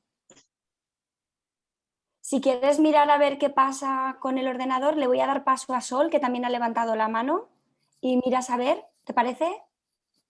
Sol, cuando quieras. Gracias.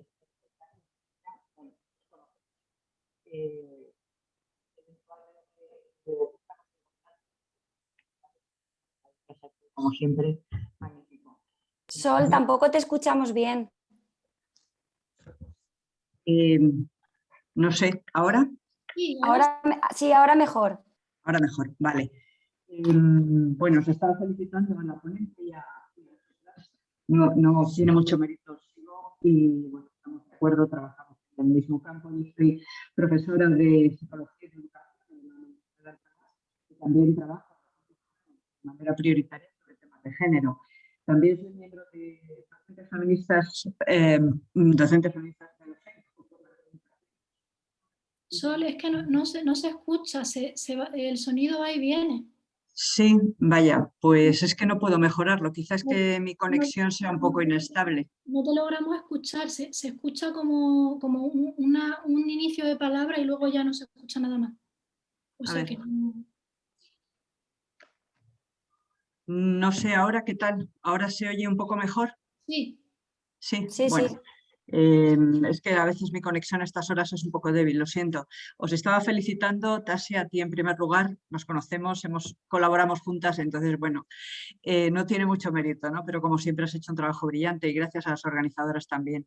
Decía que soy profesora de psicología y de educación en la Universidad de Alcalá y en los últimos años estoy trabajando de forma prioritaria en temas de género, precisamente por la alarma que empezaba a cundir sobre todo el trabajo que tenemos en educación, en las universidades y en secundaria, naturalmente, en formación del profesorado inicial y permanente, porque los estereotipos sexistas se continúan perpetuando y es más, han aumentado en los últimos años. Entonces, bueno, en esta alarma, la plataforma a la que pertenezco, creo que hay alguna compañera por aquí, Docentes Feministas por la Coeducación, estamos haciendo un trabajo específico de denuncia de lo que supone atentados contra la coeducación y un verdadero retroceso a tiempos, en fin, de las que ya somos mayores y tenemos memoria, ¿no? En donde los estereotipos sexistas eran en cambio fácilmente identificables.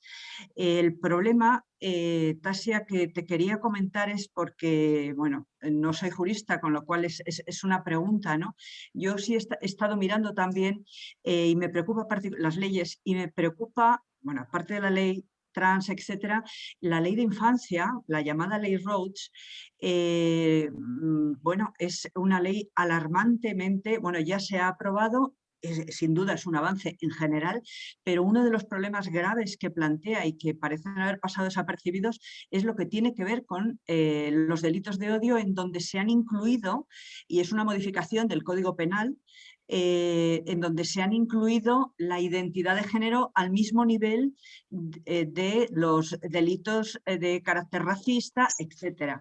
Y eso ahora mismo creo que está ya recogido en todas las enmiendas y a punto de aprobarse en el Senado. Entonces, quiero decir, ha sido muy tranquilizador escucharte la parte de bueno, si depende de un comisionado, pero ¿y si lo cuelan por otras leyes? Quiero decir, es que el trabajo, como decía, perdón, una profesora que ha intervenido también, que decía que hacía trabajo de género, yo lo voy a seguir haciendo, quiero decir, sin duda, pero no, verdaderamente eso es una amenaza, no lo sé, coméntalo tú, pero yo lo veo así. Sí, a ver, lo que yo diría de esto es bueno, claro, he señalado que eso no va a aplicarse probablemente a nivel de las leyes que se están ahora mismo aprobando, es decir, que no va a salir y que a nivel autonómico no tiene mucha aplicabilidad.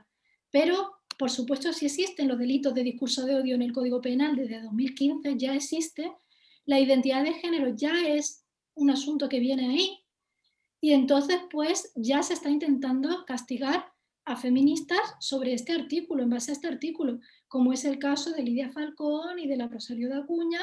¿Qué pasa? Que es difícil convencer a la Fiscalía de que inicie la imputación y posteriormente mucho más difícil todavía convencer en sede judicial de esto, pero ya se está intentando. Otra cosa es que luego nunca consigan convencer a los jueces y juezas de que esto es un delito, porque realmente es complicado tumbar la libertad de expresión, por mucho que esta corriente lo está intentando por todos los medios y denuncie a todas. Pero ya el hecho de que nos amenacen con denunciarnos introduce un clima de inseguridad y coarta la libertad de expresión seriamente. De modo que ya simplemente con que figure en el Código Penal nos encontramos con la existencia práctica de delitos de opinión comparables a los que había en el franquismo, es decir, delitos que te pueden castigar por el hecho de tener una opinión que no ha dañado a nadie ni que ha causado un daño a ningún bien concreto, no ha provocado una lesión, no genera un riesgo o un peligro sobre una persona o sobre un colectivo,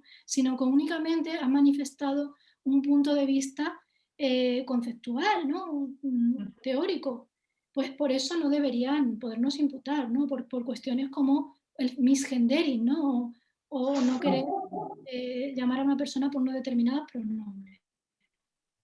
Es que la pena son de 3 a 5 años de cárcel, inhabilitación profesional si se es funcionario, en fin, es que no es un asunto menor y esto va en la ley Rhodes. Yo En fin, no nos queda otra que seguir y vamos a seguir, pero verdaderamente es profundamente, no sé, yo es que no tengo palabras, es que me parece que lo equivalente efectivamente era el franquismo.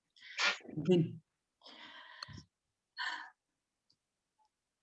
Vale, Norma, pero vamos a ver si... ¿No? ¿Quieres pasarme a mí la pregunta? ¿Por el chat?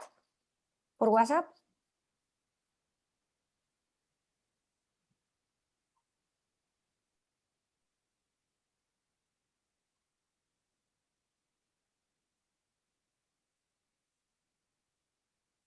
Dime.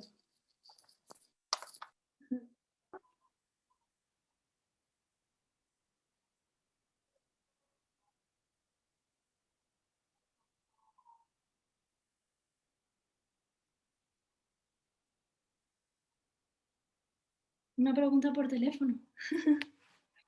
Muchos medios.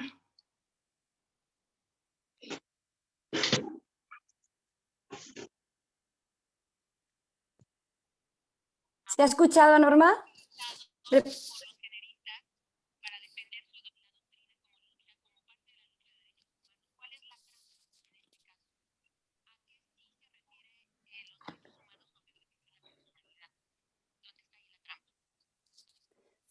¿Escuchaste, Tasia, la pregunta? No.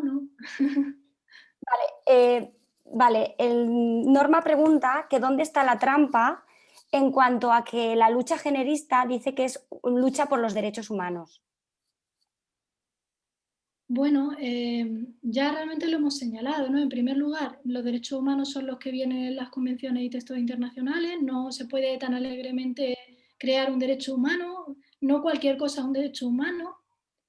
Y luego, en segundo lugar, claro, considerar que es derecho humano algo que entra en contradicción con los derechos de las mujeres, pues claramente no.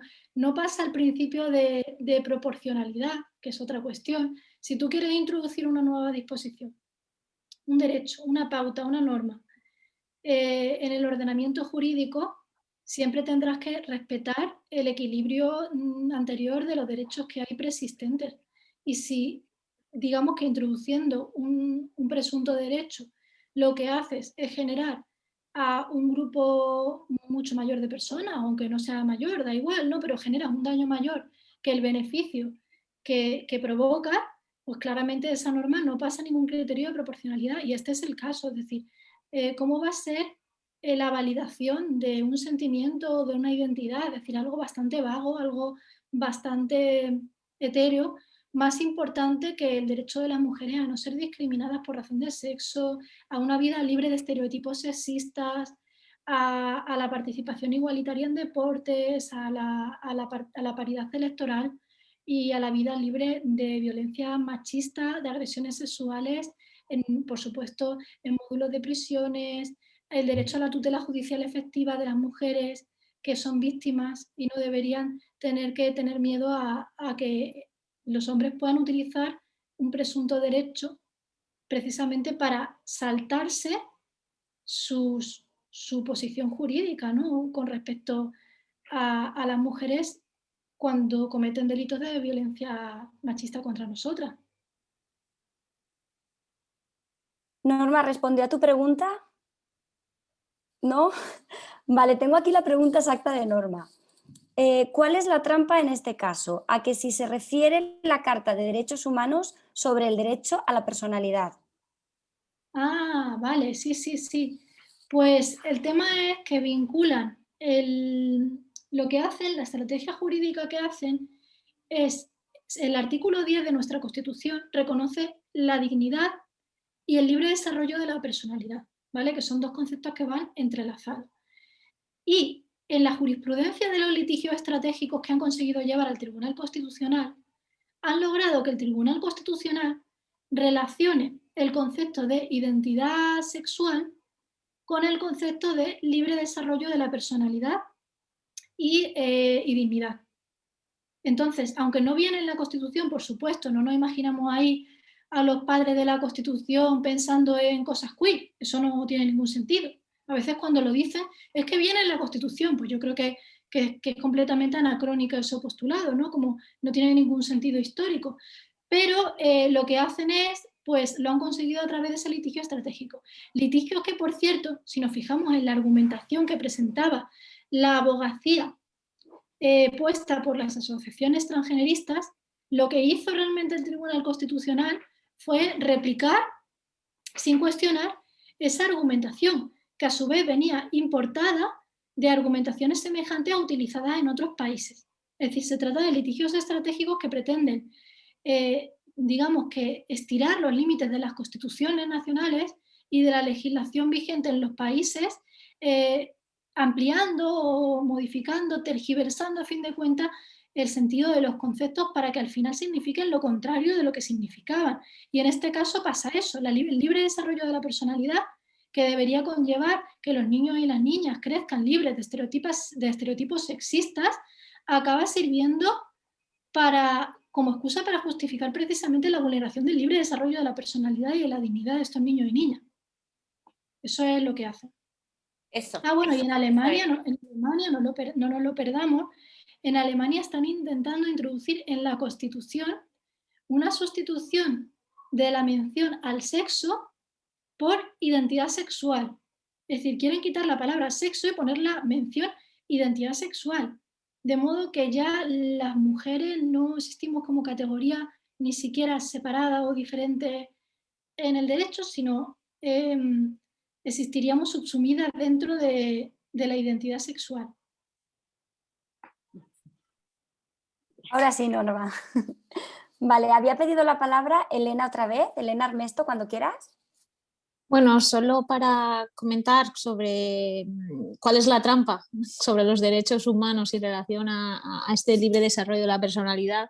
Bueno, decir que aquí jamás la Asamblea de Naciones Unidas ha aceptado el concepto de autodeterminación de género y fue presentada, no recuerdo ahora el año, creo que fue en 2008, si no recuerdo mal, y fue descartada de plano, para que veamos que no tiene validez jurídica internacional alguna. Cuando apelan a los derechos humanos, no, ni siquiera apelando a este libre desarrollo de la personalidad, estaríamos hablando de un concepto jurídico validado internacionalmente, porque fue rechazado de plano.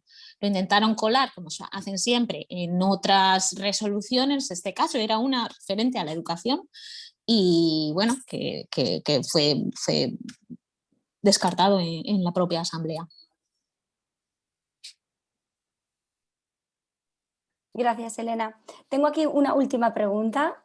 ¿Hay alguna sociedad, la hace AIDA, ¿hay alguna sociedad médica de pediatría, endocrinología o psiquiatría u otra que haya postulado o bien esté trabajando con ustedes? ¿Alguien, si tú sabes, Tasia, o alguien? No, hay muchos profesionales concretos, muchos hombres y mujeres que han contactado con nosotros del mundo de la medicina. La mayoría de ellos no quieren decirlo abiertamente, pero sí están trabajando con la Alianza contra el Aborto de las Mujeres. Algunas personas están expresando su punto de vista recientemente, de reconocido prestigio, como fue el caso de Carmen Valls ayer o antes de ayer, ¿no? Que se opuso a la hormonación de menores. Y en general hay cada vez más profesionales que se oponen a esto.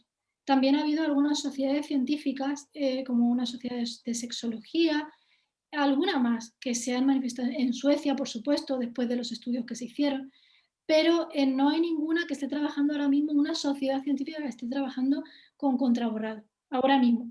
Podría mañana cambiar perfectamente porque cada día hay más asociaciones y sociedades que se incorporan a esto cada día.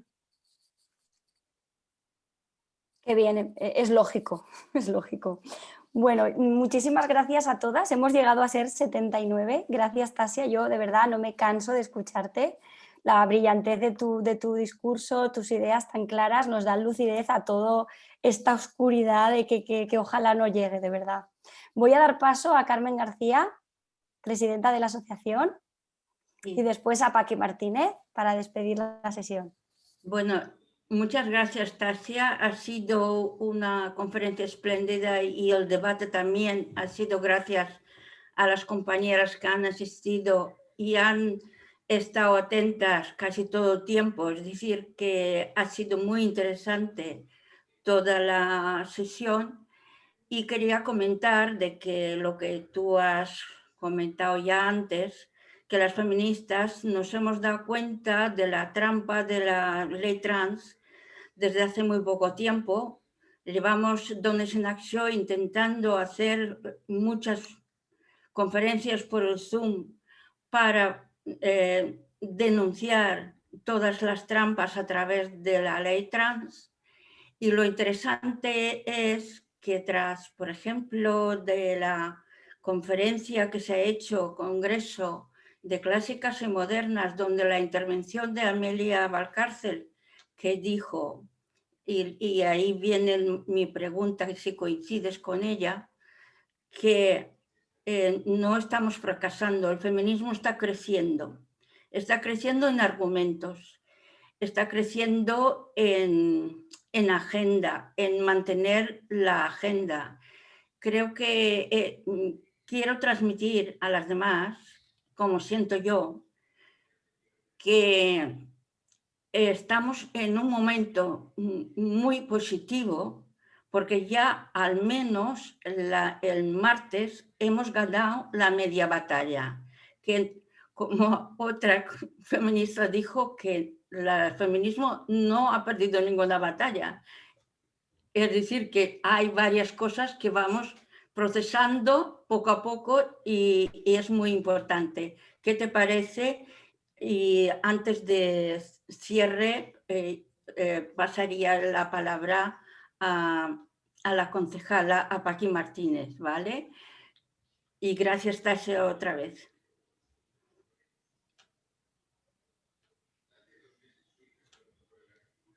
La maestra Amelia Valcárcel, que además tengo que decir que es a nivel teórico quizá pues la gran inspiración de la Alianza contra el Borrado de las Mujeres, de nuestra maestra, y por supuesto yo coincido en su optimismo. Tengo que admitir que cuando llegué a Contraborrado no tenía ese optimismo, pero me lo han contagiado mujeres como Alicia Millares, Ángeles Álvarez, Amelia Valcárcel, también mi amiga Pilar Aguilar Carrasco, que es una persona muy optimista, y venían diciendo que íbamos a ganarlo. Y Alicia Millares, por ejemplo, viene de la experiencia con el tema del alquiler de vientres, y vienen de otras luchas que al principio se veían muy mal, muy difíciles, y como dices, exactamente, es que no se ha perdido ninguna batalla de las que se han puesto, y dicen, el clima es parecido. Pero es que además Raquel Rosario, cuando yo desfallecía y alguna vez le escribía, Raquel, tenemos que hacer algo, no ganamos, esto se viene abajo, pues me decía, no, va exactamente igual que en Reino Unido en ese mismo momento, cuando tal, esto va por el camino perfecto, esto acaba así. O sea, que luego las compañeras internacionales que están en otros países, que han pasado por alguna fase un poquito antes, dicen que esto se gana y que España tiene todas las pintas de ganar. De hecho, fíjense, leí un comentario ayer de las inglesas que decían que en el caso de las alemanas no esperaban que lo fuesen a ganar, porque el contexto alemán es mucho más difícil, no hay un feminismo organizado, pero el de las españolas lo daban por hecho, y yo, jope, pues tampoco fue tan fácil. Fue una cosa casi de última hora lo del otro día, ¿no? Muy complicada para el feminismo, pero a nosotras nos dan por ganadoras fuera y confían plenamente en nuestra victoria. Gracias, Tasia. Paqui. Sí, vale, pues Carmen, muchísimas gracias por tu optimismo, por proponernos a Tasia, porque francamente Tasia ha sido una conferencia magistral de la ley trans, muy instructiva. A mí me parece una ley muy preocupante y muy perversa, y que necesitamos muchísima gente, muchísimas mujeres como tú, juristas, que nos arrojen tanta luz para entender un poquito más la trama de esta ley y poder actuar. También quiero saludar, que he visto en pantalla a mi lado, a Isabel García Hernández, diputada de Igualdad en la Diputación. Muchas gracias por venir. A Rosana, muchísimas gracias por tu presentación, por tu moderación. De verdad que ha sido un trabajo buenísimo. y espero vernos pronto, prontísimo, ya todo presencial, a ver si todo esto evoluciona más favorablemente y podemos juntarnos más. La verdad que de este modo también podemos contactar, hemos descubierto una manera para poder contactar más mujeres y de más sitios. La verdad es que ha sido estupenda la conferencia. Y sobre todo, pues dar las gracias a todas las que habéis estado con nosotras y deciros que esta es vuestra casa y que os esperamos en otras ocasiones y que sea prontito. Muchísimas gracias a todas, de verdad. Un beso para todas. Muchas gracias.